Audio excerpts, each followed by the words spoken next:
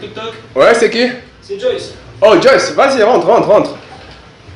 Ça tombe bien que tu sois là, comment tu vas? Je vais très bien et toi? Ok, non, ça va, je suis en train de lire la Bible là. Je suis même sur un verset très intéressant. Bon, mais pour te mettre un peu dans l'ambiance du truc, je vais te poser une question très simple. Il faudrait juste que tu répondes avec ton cœur, hein. Sois sincère en tout cas. D'accord. Si aujourd'hui il arrivait que tu puisses mourir, où penses-tu que tu irais? En enfer ou au paradis? Bah, on est tous les enfants de Dieu, moi je pense qu'on ira au paradis. Bon, Tu es sûr que là où tu es là, tu mérites le paradis? bon, j'ai un peu parlé vite parce que je suis conscient que j'ai des imperfections et tant que je n'ai pas encore réglé ces imperfections, je crois que j'irai en enfer en tout cas. Très bien. Mais pour aller au paradis, qu'est-ce qu'il faut avoir? Bah, d'abord, il faut connaître Dieu, hein, parce que si tu connais pas Dieu, comment tu peux aller au paradis? Très bien. Tu as parlé de connaître Dieu et il est important de faire toujours référence à la Bible lorsqu'on parle de Dieu. Moi, je t'invite à lire ce verset que je t'entends lire tout à l'heure. Il s'agit de Jean, chapitre 17, verset 3. Je vois. Ok. 3, ça dit que or, la vie éternelle, c'est qu'ils te connaissent, toi, le seul vrai Dieu, et celui que tu as envoyé, Jésus-Christ. Très bien. Et par ce verset, nous comprenons déjà que pour avoir la vie éternelle, il faudrait connaître Dieu. C'est primordial. C'est important de connaître Dieu pour avoir la vie éternelle et aller au paradis. Et pour ce faire, pour aller au paradis, il faut passer par certaines étapes. Et selon toi, comment faut-il faire? Comment faut-il procéder pour connaître Dieu? Bah, d'abord, premièrement, il faut aller à l'église, hein, parce que c'est la première chose qu'il faut faire quand tu connais Dieu. Et aussi pour te rapprocher dans l'intimité avec Dieu, il faut aller à l'église. Très bien, très bien. Et pour ce faire, donc, je veux donc t'inviter à lire le Proverbe, chapitre 2. Proverbe, hein. Chapitre 2, verset 1. Verset 1 à 2. Proverbe, chapitre 1, verset 1 à 2. Oui. Ok. Mon fils, si tu reçois mes paroles, et si tu gardes avec toi mes préceptes, si tu rends ton oreille attentive à la sagesse. D'accord, tu t'arrêtes là. Tu vois déjà que là, c'est Dieu qui s'adresse à toi. Tu vois, tu as bien dit, tu as bien commencé ta phrase par mon fils. Donc, il s'adresse personnellement à toi.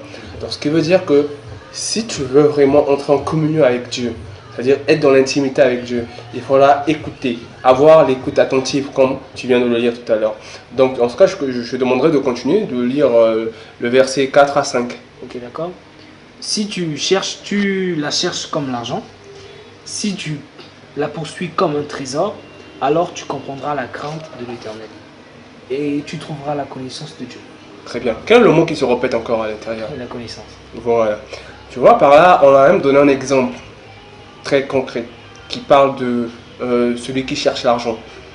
C'est-à-dire que si tu veux connaître Dieu ou encore avoir la connaissance et la crainte de Dieu, il faut le chercher comme toute personne qui cherche de l'argent. Aujourd'hui, nous sommes en période de crise et pendant cette période de crise, on remarque que les gens sont vraiment à la recherche de l'emploi et c'est pas facile du tout. Donc, ce verset-là nous montre que pour connaître Dieu, tout d'abord, il faut le rechercher. Mais est-ce que lorsqu'on recherche Dieu, est-ce que c'est pour sa propre gloire? Pas tout le temps, parce que les gens cherchent son Dieu pour... la plupart du temps, on cherche Dieu pour... bon, nos problèmes, hein, pour la solution à nos problèmes, premièrement. Très bien. Et c'est pour cela que je vais t'inviter à lire ce verset. Tu peux aller sur Ésaïe. Ésaïe, chapitre 48, verset 17.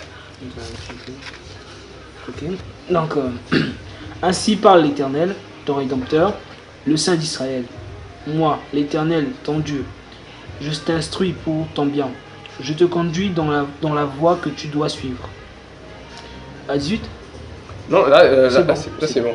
Ok, tu vois déjà par là que le Seigneur nous instruit. C'est-à-dire, il nous instruit pourquoi? Pour notre propre bien. Raison pour laquelle, même l'exemple que je t'ai donné pour cette personne-là qui cherche de l'emploi, on cherche de l'emploi pas seulement pour faire plaisir à nos parents, soit à notre grand-père, notre grand-mère, non, mais on cherche le travail pour être indépendant financièrement, pour subvenir personnellement à nos propres besoins, avant de penser à ceux de nos parents. C'est à cause de ça qu'on cherche Dieu. Mais lorsqu'on a Dieu, lorsqu'on a trouvé cette connaissance en Dieu, qu'est-ce qu'il faut faire ensuite de cette connaissance-là? tu ne dois pas la garder pour toi seul. Ça serait trop égoïste de ta part. Ce qu'il faudrait faire, c'est la partager. Je prends un exemple terre à terre d'une personne qui était à un endroit, il habitait avec des colocataires dans une parcelle et on l'informe que voilà, à 17 h, il y aura un attentat. Surtout avec le terroriste ces derniers temps. Et personnellement, toi, à sa place, tu ferais quoi? Personnellement, je dirais à mes collègues de quitter la zone parce que si je ne le fais pas et qu'ils meurent, je reste dans la conscience. Très bien. Tu vois, tu viens de recevoir une connaissance, tu viens de recevoir une information. Et la première des choses que tu fais, c'est d'informer ton entourage, d'informer tes collègues, d'informer, dans le cas de l'exemple, d'informer tes colocataires qu'il y aura un attentat afin de pouvoir fuir ensemble. C'est ça en fait.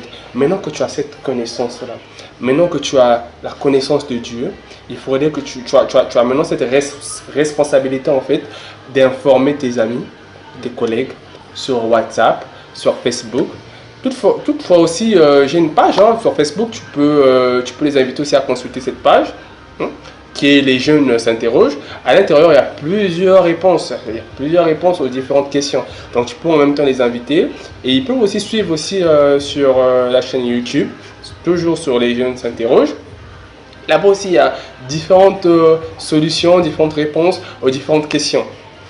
Donc, ce qui veut dire que là où tu es là, il incombe à toi de pouvoir informer.